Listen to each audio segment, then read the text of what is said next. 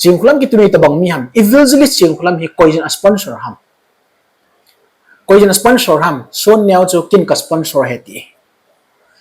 ain la Chinkholam ki tinu hi ai sponsor lam ka ha khapo in itia Chinkholam mina ka account na cheng khat hung lu kham nang ka ha khapo in Chinkholam ki tinu hi son neo angai lu be se jingin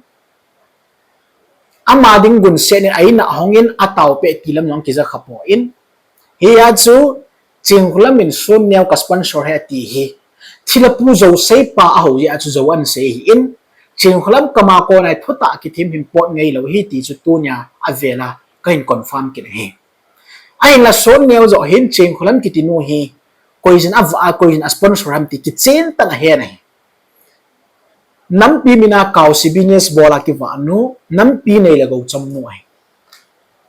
Bible jin ki chen tan Saint John mung sam le ni changu aman hi chi heti vai chagen the kho sa ase hi poi ama chu gu cha hin chule sumdip abok in asunga ki koi chu akila azizi a he ki chen tap Jesus Christ nang juda iskara chum mi gu cha pa hi sumdip ba pa hi sunga kila azizi ki chen ta se hi chbang a chu Chinkholam ki tinu hop som le mai cham lo si amai kauna lut dinga hi ta cha pau ta ham no kei ti lo lam kai dang thelo di hitinu pastor na reverend ho ima cha bol thelo ho chu amo koma so ma tam ta da na pivin mai cham tam ta ta na choivin hilai mo na thagau ki phun na ati in cheng khat yong na choi nom pawe atia ki pat chun mi hon anei go tam ta in bul hawin he is mai cham suno si ama khon a lu in mi si in mi ho ho leitu ai khop san zathum zanga zago sang khat chang ni si au ki khom oi volleyball be sa in volleyball be sa yo si cho a chau ki jen a zo zo vo cha ka tha pi ding ati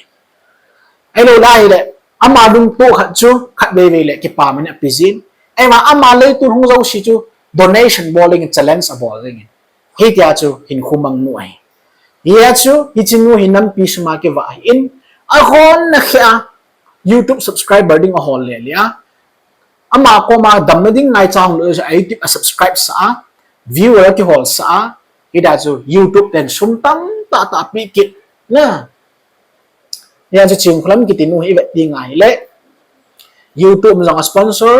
nam pin jong awa kaw si le thila jong awa le pe mungol si jong awa mit cho el bai azan hon jong awa hi chinu hi ama ko na income nyau cham ko in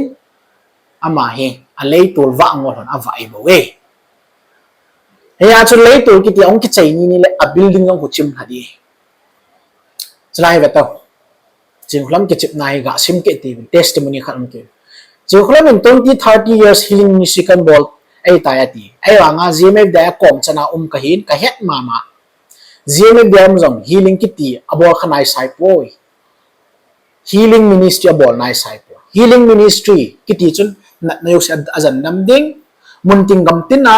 si le wa le ding Chinkholam ki ti hi a stage jong leitur ti lawa chapo but lo nu apathin jong leitur khal but lo nu hi je leitur kho khal ni le a chon sit ne expose ding ai a leitur la mi yo se tir khola ya cho ka chou jing hi peace ground a hungin na pathin lam zo thelo pa zo lam him zo sa in lang pati kei leitur la hung te te la ne ko wa jong le sun neu chu na pathin chu hin control sa in lang leitur la him pui lu sa in pathin a dei dei tong the na ti lom ka ti ai wa nga a pathin tha dei pa ham but lo pa achamang lambut zo lo pa chun sun ne wa lo na ji het lo hi chia hon long a het su ke ya chu healing ministry ng bol kha lo poi ma su dam kha lo hi chin abo na ki chip na mis dam da na bol lo si kho bright abol nga na ki chip na ping ne ti bu kim lo ke ma bol ji sunday ni ho vel la hoi na mi khwa thu sei ji pa mi khwa thu sei ning pha long nei te he ta Chinkholam hi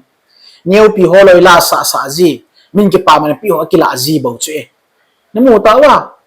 sum ngan hi cho son neo ki ti pai min tau pi dinga ko yong le mai cham hin ko na son neo mai cham la ngai lo namu wa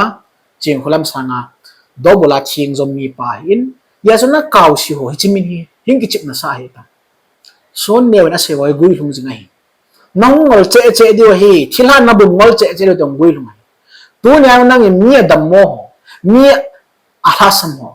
mun thi mun na te to ma chapau ta dam sel da na thu na ki sei nain sung pom pi na gin nei ta setan an hun sa di ani ven bijain pathinin phalnan pi ni ai cha nau hi setan hi in ji setan chu ni khat ting le nan nan ki het do ding nan dal ha gu de ai ma setan ni sitin le in sungan bol ni hagau thing anom pi ta pon tin sola dal ha bunga chu pathin le gau thing nan dal ha ding chiting ta le setan ne ko chu full control an bol ni chiting le chun main khwa na dei lo cha cha na gim nei ta tang bung de chiting le chun ne het di na cha na tu te na gan ne di tu nya na to hi ai chlai pi sei kina chlai chola 2019 lang ti ho hiya ama healing ministry 30 years lang kan bol tai ti thanglin sei yong ke khalo amir yong ki mu khalo amin yong ki za khanai lo na ati so ai ma 30 years lang na kan to he ti ho se hi cho ho choi mi na hi na he su ke ta in masanga chu ke se kan ni pen ham ka tia chu koi man cho yong testimony sei pi khama ai gel na có cô mà thu xây ngầm lông ngầm ấy là toai chính không làm mình ngồi nổi miêu sẽ cái chỗ rồi ta cho anh liền là miêu nó mãi xăm xí ngà toai ready sang anh ta cho ấy cho thính nuôi miêu này cái xuống hin toai thính nuôi miêu này cái xuống này thì là giả chặt phần này ipu bao bia giống chip chất ta cho ipu bao bia sẽ miêu lồng liên cái tiền chi cho pathin thu lâm banga koi do jinga organization chu ma an koi do na chai kan moi ya chi ipu bao bia giống mi chính ấy chun hi chi Chinkholam apinu to ka ki bol cha naw ma hin thingnui arms group ki timo mong to ung ki connect daw han lang pathin thu ki dai chinui jep ta kan je dia aman ei je bam kin ka je mam kan hin ve ven lang ya chu pai pu mo ni an sei de be ding ki yong kan bol be ben chinu hi van gil zo la mai khu ki tung lewa a chon sit na le a chon thang na ung ki phum jing ni